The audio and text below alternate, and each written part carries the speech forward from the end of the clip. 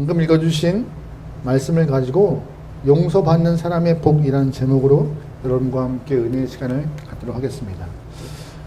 저는 개인적으로 여러분보다는 조금 더 책을 많이 구입하는 것 같아요. 아주 조금이요. 그래서 서점을 즐겨 가는 걸 좋아하고, 관심 갖고 있는 부분도 이렇게 책에 대한 부분도 많이 있는지라. 저도 책을 좀 많이 구매한다고 생각하는데 손이 안 가는 책은 있어요. 시집은 그렇게 손이 안 가요.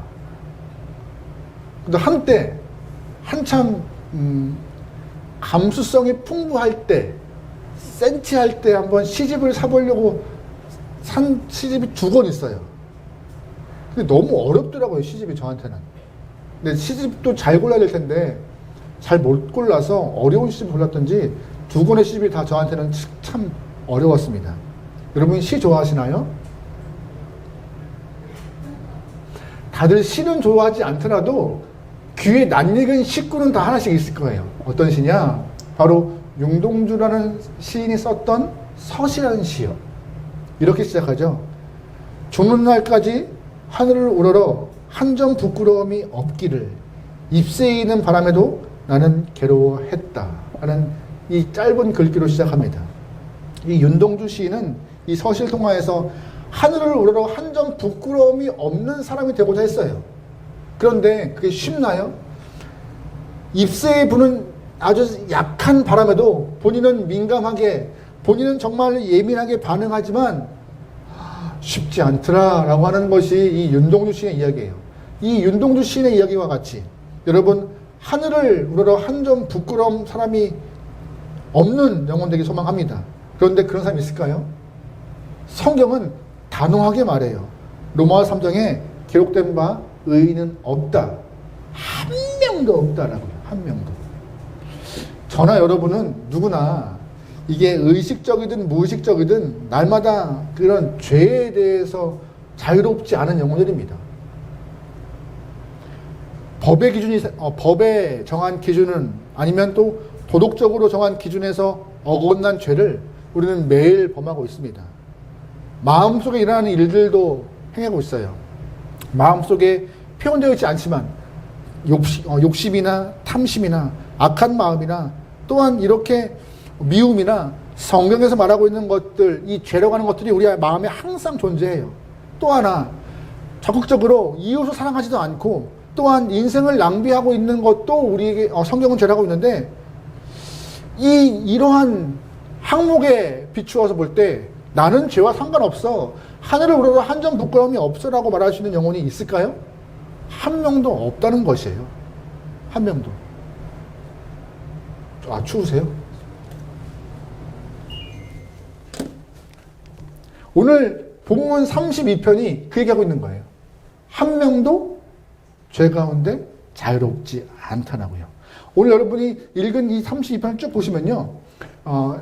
시편 32편과 시편 1편 내용이 거의 흡사하기 시작해요. 뭘 시작한지 아세요? 복으로요. 복. 시편 1편 1절 말씀에 복이 있는 사람은 악인들의 꾀를 따르지 아니하며 죄인들의 길에 서지 아니하며 오만한 자의 자리에 앉지 아니한다고 시작합니다. 오늘 본문 1절은 어떻게 시작해요? 같이 읽어볼까요? 1절입니다. 시작. 허물의 사함을 받고 아멘. 시편 1절 말씀은요. 시편 1편 말씀은 율법을 가까이 하는 사람에 대해서 설명하고 있고 오늘 본문은 용서를 경험한 사람에 대해서 설명하고 있어요. 그런데 시편 1편 말씀은 율법을 지키는 자가 어떠한 복이 있는가에 대해 설명해요. 근데 오늘 본문은 율법을 지키지 못한 자, 즉 죄인이라고 말하는 자, 어떻게 행복할 수 있는가, 어떻게 복을 누리는가에 대해서 설명하고 있는 것이에요. 오늘 본문은 아주 간편하고 단순하게 말합니다. 행복은, 복은 우리가 율법을 준행하는 그것을 넘어서 행복은 은혜로 가능한 일이라고요. 그 은혜가 무엇이에요? 죄를 용서하는 은혜. 다윗은 오늘 이 얘기를 하고 싶어서 시편 32편을 쓴 것입니다. 오늘 시편 32편 말씀은요. 전체 시편 150편 중에서 7개의 참회의 시가 있는데 그 중에 하나예요. 그런데 제목을 보면은 이렇게 되어 있죠. 다윗의 마스길이라고 되어 있어요. 마스길. 마스길이 무엇이냐? 히브리 말로 교훈이에요. 교훈. 시편 32편 말씀을 통하여서 다윗은 우리에게 교훈 주고자 하는 말이 있는데 어떠한 교훈이냐? 무슨 말 하고 싶은 것이냐? 바로 아까 드린 말씀. 죄사함 받은 영혼이 행복한 것이고 용서함 받은 영혼이 복 받으신 것이고 용서함 받은 것이 그게 큰 은혜라고 본문은 말합니다. 우리 1절과 2절 말씀 읽어보겠습니다. 시작. 허물의 사함을 받고 자신의 죄가 가려진 자는 복이 있도다. 마음에 간사함이 없고 여호와께 정죄를 행하는 자는 복이 있도다. 아멘. 1절 말씀 보면 이런 표현이 있어요. 허물의 사함이요. 다시 말해서 나는 허물이 많은 영혼이지만 그 허물의 용서함을 경험했다라고 다윗은 말해요. 그리고 그 용서함을 받고 또한 허물을 벗은 사람들은 여호와께 죄가 없다라고 명명받은 사람들은 복이 있다 없다? 복이 있다라고. 그래서 1절 말씀에 복되다 이 표현이요. 원래 히브리 성경을 보면 맨 앞에 나오는 이야기예요. 복되다라고 하면서 쭉쭉쭉. 그래서 이 히브리 성경에 대한 부분을 잘 표현한 것이, 잘 해석한 것이 표준세번역인데, 표준세번역은 본문 1절 말씀을 이렇게 표현하고 있습니다. 좀 볼게요. 복되어라, 거역한 죄 용서받고 허물을 벗은 그 사람. 즉 어떤 것이에요? 복된 게 누구라고요? 죄를 용서받고 허물을 벗은 사람들이 다 복된 영혼이래요. 여러분 예수의 이름을 받고 예수의 보혈로 용서받은 자 다 복된 줄 믿습니다. 그것이 복이에요. 그것이 복이에요. 또한 1절 말씀에 주목할 부분이 무엇이냐? 사함을 받고라는 부분이 있어요. 사함을 받고. 이것이 히브리 말로 보면요. 무거운 짐을 옮긴다라는 얘기예요.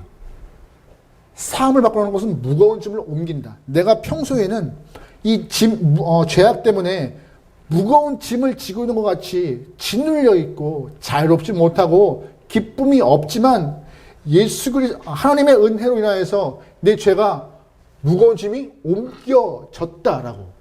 동에서 서가 먼 것과 같이 하나님께 내 죄를 자복하는 영혼들에는 그 죄를 들어서 멀리 옮겨 주었다라고. 그것이 은혜라고. 여러분 어떤 사람이 복된 영혼인지 아세요? 어떤 사람이 정말로 은혜가 충만한 영혼인지 아세요? 내가 죄를 지었음에도 불구하고 들키지 않은 영혼이 복받고 죄수가 좋은 영혼일까요? 제가 이 얘기는 하고 싶지 않았는데 어제 저희 집에 이런 일이 있었어요.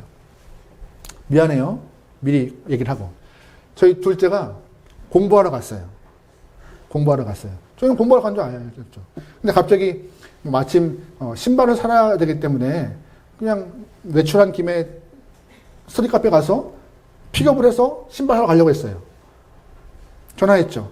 나와. 전화 안 받아요. 나오라고 전화를 안 받아 계속. 근데 얼마 통화를 한 이후에 친구가 받았는데 친구가 보면이 축구예요 그러더라고요.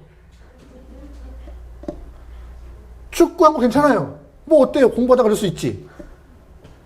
근데 그 이후에 보민이랑 저희랑 통화를 했는데 어디야? 물어보니 공부하고 있대요. 이거 봐라. 이게 뭐야. 그랬더니 허겁지겁 뛰어오기 시작하는 거예요. 축구하다가. 얼굴은 빨개서. 누가 봐도 축구하는 얼굴이에요. 근데 저는 안 사람이나 화를 낸 게 축구하러 간 게 화를 낸 게 아니라 거짓말한 게 화를 난 거예요. 아니 축구하러 갈 수 있죠. 애가 맨날 어떻게 그러고 있어요. 쟤한테는 참 재수가 없던 날이었어요. 왜냐면 한 번도 부모가 믿고 그냥 맡기는 거지 도서관 앞에 가서 나와 하는 일은 없거든요. 근데 왜 그날 제가 하필이면 그날 제가 왜 거길 갔는지. 그죠? 맞아요. 그래서 저희 큰아들이 저한테 하는 말이 아빠 용한데?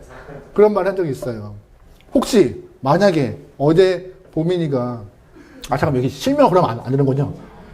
마침 저희 아이가 이 축구를 하고 온 것이 안 걸렸으면 재수가 좋은 건가요?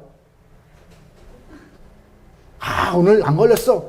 오케이! 이러는 건가요? 근데 우리는 그렇게 생각해요, 그렇게.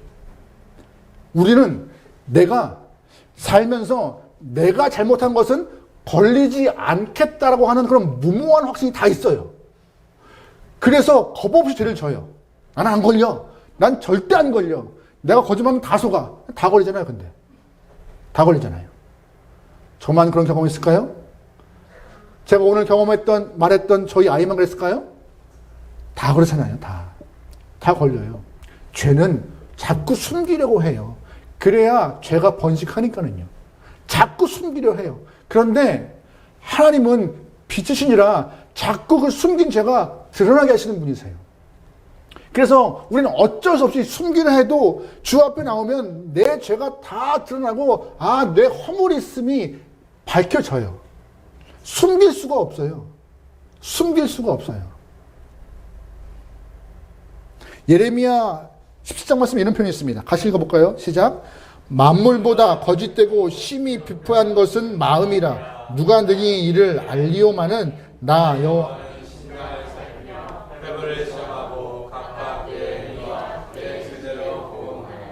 아멘. 마음이 참 거짓되고 부패하대요. 자꾸 숨기려 한대요. 가만히 있어도 죄로 흘러가서 그건 우리의 마음이지만 하나님 앞에 숨길 수가 있다 없다? 없다라고요. 다 드러난다라고요. 여러분, 그래서 주 앞에 숨기지 않기 소망합니다. 정직한 자가 복된 거예요. 죄를 졌는데 안 걸리는 게 복된 것이 아니라 죄를 진 영혼들이라면은 주 앞에 정직하여서 용서받는 게 복된 것입니다. 그런데 오늘 본문의 다윗은요, 숨기려 했어요. 숨기려 했어요. 잘 숨긴 줄 알고 있었어요. 숨겼어요. 다윗이 자신의 죄를 처음 숨겼던 것은요, 아마 우리가 대표적으로 알고 있는 것은 아마 그 우리아의 아내 바스바를 범했을 때였을 것 같아요. 간음한 이후 다윗은 철저하게 자신의 죄를 숨겼습니다. 바스바를 범하여서 완전 범죄를 하고자 그 여인을 몰래 집으로 돌려보내요. 아무도 몰랐어요. 아무도 알 수 없었죠. 그런데 다윗의 죄가 드러나는 일이 발생했습니다. 어떻게 해요? 바세바가 임신을 했습니다. 어라? 완벽한 죄인 줄 알았는데 완벽함이 아니었어요. 그때부터 다윗은 아주 머리를 팽팽 돌리면서 본인이 할 수 있는 것은 모두 끌어들여 죄를 감춘했죠. 전장에 있는 바세바의 남편 우리아를 불러서 특별 휴가를 준 거예요. 그래서 집에서 거하도록. 그러면 그 당시에 뭐 친자 확인을 하겠어요? 유전자 검사를 하겠어요? 그냥 오랜만에 전장에서 복귀한 남편과 바세바가 행복한 시간을 갖겠지라고 계산하는 거죠. 완벽하더라고. 그런데 변수가 생깁니다. 변수가 뭔지 아세요? 우리아의 성심이요. 우리아는 충신의 충신인지라 또한 진짜 군인인지라 나 혼자 어떻게 이렇게 특별수가 나와서 편히 있겠느냐. 내 동료들은 다 전장했는데 난 못한다. 성문 밖에서 다른 군인과 함께 생활합니다. 안 들어가요. 다윗은 미치겠죠. 그때부터. 몰래 밤에 보냈는데 임신했죠. 게다가 우리아를 불렀는데 그것도 안 됐죠. 그래서 결국 다윗의 마음은 우리아를 죽이는 거였습니다. 그래서 전장에 있는 요압 장군에게 편지를 보내요. 우리아를 맹렬한 싸움이 있는 그 전장 맨 앞에 세워 맞이하여 죽게 하라. 왕이 할 명령 아닌데 그렇게 편지를 써요. 또한 요압은 그걸 실행해요. 그래서 안타까운 한 목숨이 세상을 떠납니다. 다윗은 이제 됐다, 이제 완벽하다. 그리고 우리아의 장례가 끝난 이후에 바세바를 신부로 맞이해요. 뭐 누구 하나 토답을 수 없을 만큼 완벽한 범죄였어요. 아주 그냥 깔끔했죠. 이렇게 은폐를 완전히 하면은 복받은 건가요? 감사한 것은 하나님은 그런 다윗을 그냥 두지 않으셨어요. 다윗은 자신이 우리아를 죽이고 바세바를 신부로 맞이하고 그가 배가 불러 임신해서 아이를 낳는 그 1년 정도의 시간 가운데 죄가 안 걸렸지만 드러나지 않았지만 그 드러나지 않은 1년의 시간 동안에 얼마나 괴로웠는지 본문에서 말합니다. 3절과 4절 말씀에 같이 읽어볼게요. 시작. 내가 입을 열지 아니할 때 종일 신임함으로 내 뼈가 상하였도다. 주의 손이 주여라 나를 누르시오니 내 진액이 빠져서 여름 가뭄에 마른같이 되었나이다. 분명한 것은 죄가 안 드러났어요. 아무도 몰라요.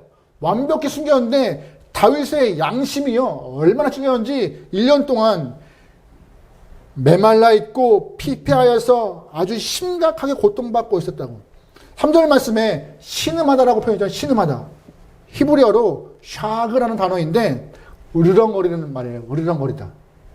내가 죄를 품고 산 1년 동안 내 양심이 으르렁거렸다라고 하고 있는 것이에요. 가만히 있지 않고. 사람들은 나에게 손가락질하고 있지 않지만 이 양심이 으르렁거려서 3절 말씀 뼈가 녹아내릴 지경이었고 4절 말씀 가뭄에 말라서 쩍쩍쩍 땅이 갈라지는 것 같이 내 마음이 그랬다라고. 죄를 숨기면 이런 고통이 있다라고요. 하나님은 다윗에게 회개하기를 기다렸고 그가 주 앞에 나가서 무릎 꿇기를 바라고 했어요. 그런데 다윗의 죄가 금방 회개로 표현되지 않았습니다. 할 수 없이 하나님은 그 모든 것을 알고 계신 하나님은 사랑하는 다윗을 위하여서 선지자 나단을 보냅니다. 너 하나님 앞에 잘못한 거 있지. 그 말을 하자 다윗은 느껴요. 아, 내가 주 앞에서 죄인이었습니다. 내가 주 앞에 죄를 범하였습니다. 숨겨봤자 아무 소용 없습니다라고. 그래서 그때 상황을 5절이 이렇게 표현하고 있습니다. 우리 5절 말씀 읽어볼게요. 시작. 내가 이르기를 내 허물을 여호와께 자복하리라 하고 주께 내 죄를 알고 내 죄악을 숨기지 아니하였더니 곧 주께서 내 죄악을 사하셨나이다. 아멘. 선지자가 찝자 자복하고 용서함 받아서 자기는 이제 해방되었대요. 짓눌림에서 무거운 짐에서 해방되어 평안의 삶을 걸어가고 있는 것이 다윗의 본인이었다고 말하고 있습니다. 여러분, 죄는요 끌어안고 있으라고 있는 것이 아니에요. 죄는요 자백하여서 용서함 받으라고 허락하신 하나님의 방법이에요. 죄를 통하여서 주 앞에 갈 수 있는 우리의 좋은 길이 될 수 있습니다. 죄가요 우리가 주님을 찾아갈 수 있는 좋은 포인트가 돼요. 하나님, 나 죄인입니다 하는 그 포인트예요. 죄인임을 벗어나는 순간 영혼이 갈라짐이 없이 잃어버린 평강을 찾았다고. 이것이 교훈이라고, 이것이 마스길이라고 다윗은 시편을 쓰고 있는 것이에요. 그래서 본 이야기인데요. 지금은 이런 일이 없겠지만 예전에 목사님들 통일교가 목사님들을 이렇게 쓱 모아서 성지순례 같은 일들이 있어요. 단체를 안 밝혀요. 목사님들이 성지순례 가고 싶지만 워낙 고가인지라 쉽게 못 가요.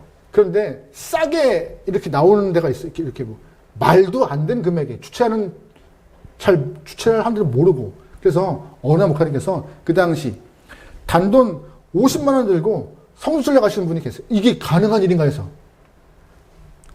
팔레스타인도 갔다 왔고 미국도 갔다 왔고 다 구경했대요. 재밌게. 근데 알고 보니 통일교가 돈을 대서 주최했던 그 일이었던 거예요.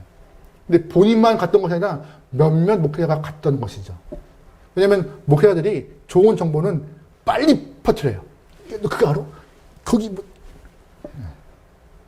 근데 그 주체를 알고 나서 아주 그냥 얼마 후에 전화가 왔답니다.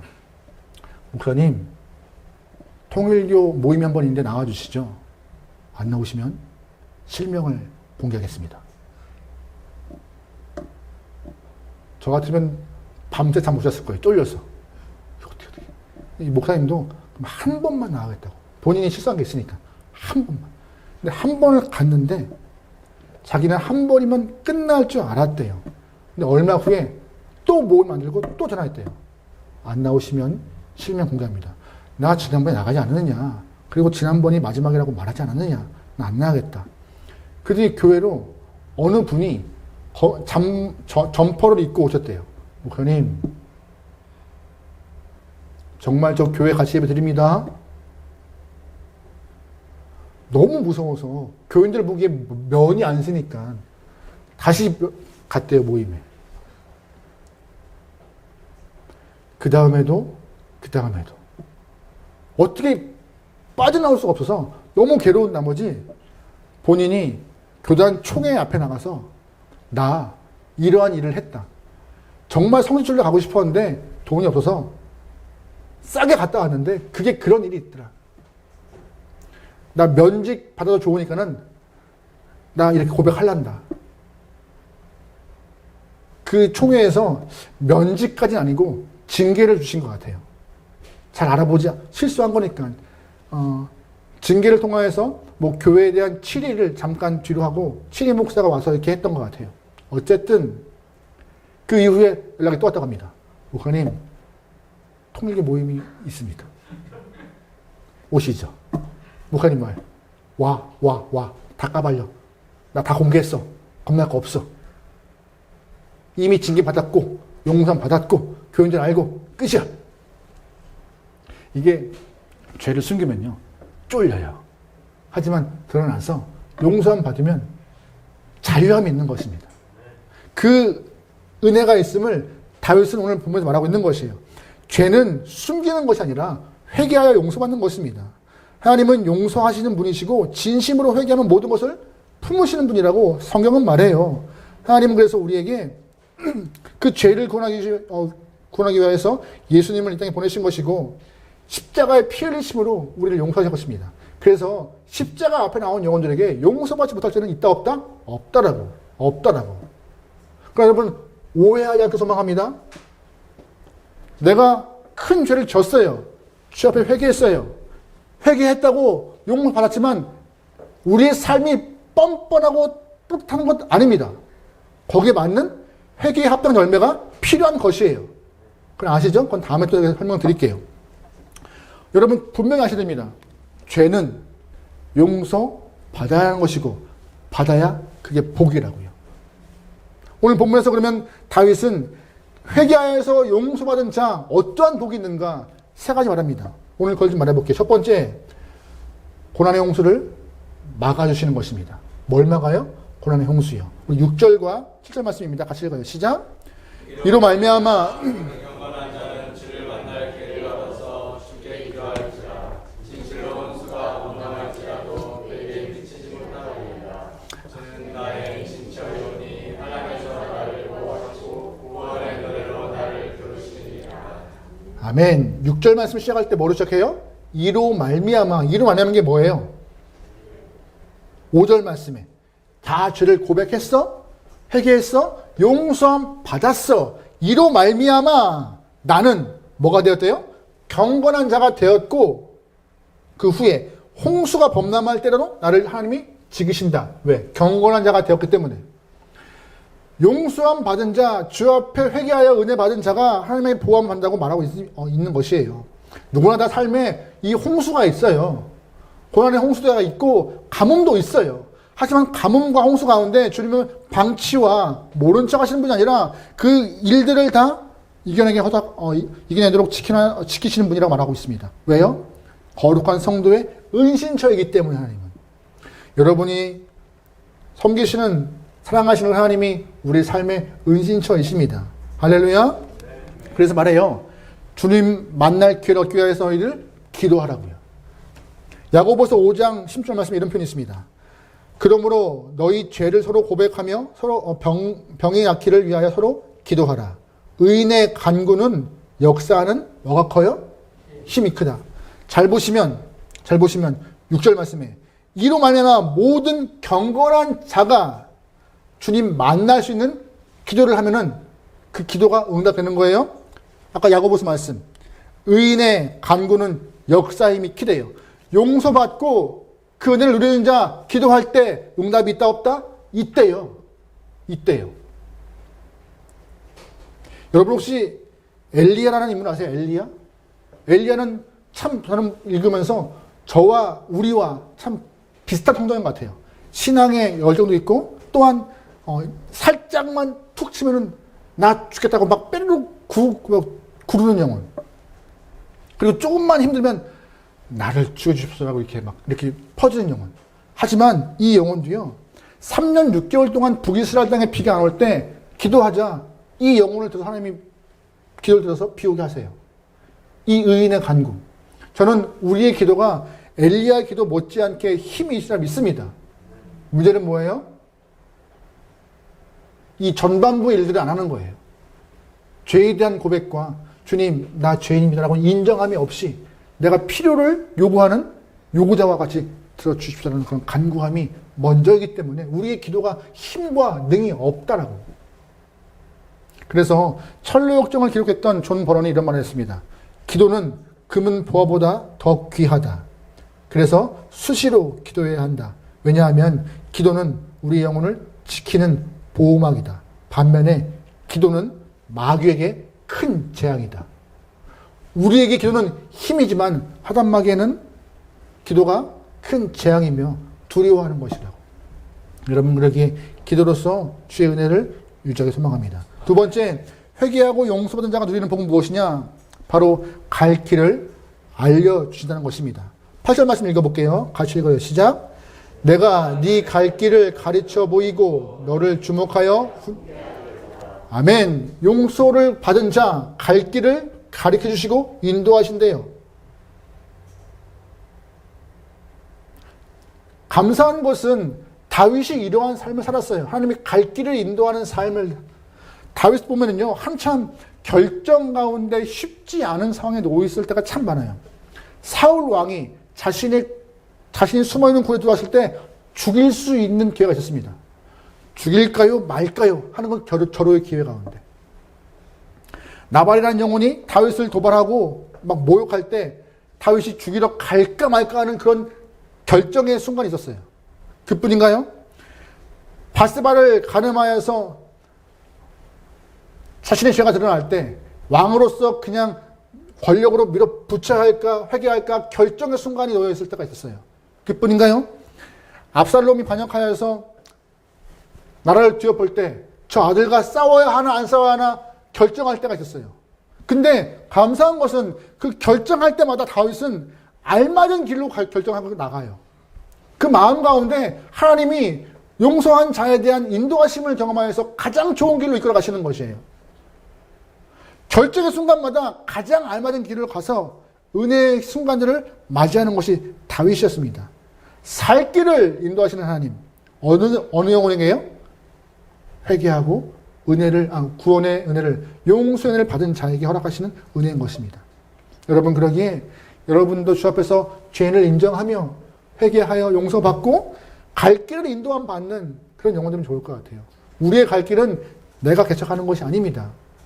목자가 양을 이끌어가듯이 목자이신 예수님께 내 마음을 맡기고 인생길을 맡기는 것입니다. 그게 가장 안전한 길이에요. 그래서 다윗은 이렇게 표현해요. 9절 말씀 읽어볼게요. 9절입니다. 시작. 너희는 무지한 말이나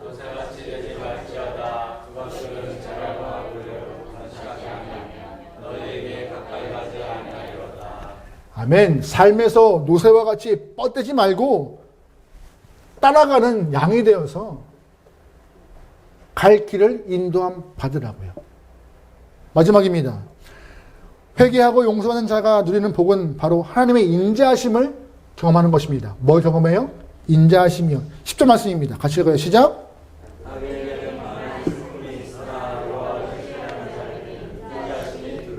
아멘. 악인은 누구예요? 회개하지 않고 죄를 끌어안고 있는 완고한 사람. 하지만 여호와를 의뢰하는 자가 누구예요? 죄를 고백하며 회개하여 은혜 받은 자. 그 자가 뭘 누려요? 인자함이요. 하나님의 인자함이 뭐예요? 긍휼, 자비함, 사랑함, 용서함을 받는다고. 아주 기본적이고 근본적인 얘기를 하고 있는 것이에요. 완고한 자의 마음은 아까 다윗과 같이 마음이 갈라지고 짓눌려 있는 것 같지만 오히려 주 앞에 나가서 고백하는 자, 인자함이 경험되어서 주님께 사랑을 느낄 수 있다고요. 여러분의 인생길은 어디로 흘러가죠? 어떻게 가고 있죠? 여러분의 사랑은, 여러분의 마음은 주님께 붙들림 받아서 내 스스로의 죄인됨을 고백하여 용서함 경험할 수 있는 경험되면 좋을 것 같아요. 오늘 본문은요, 우리에게 분명히 말합니다. 죄는 감추는 것이 아니라 주 앞에 고백해야 한다고. 그래서 용서함 받아야 한다고. 이 다윗의 교훈을 잘 새겨서 우리의 삶이 날마다 주 앞에 고백되어진 삶. 그래서 정직한 영혼으로 주 앞에 설 수 있는 저와 여러분의 거룩한 삶 되기를 주로 축원합니다. 아멘.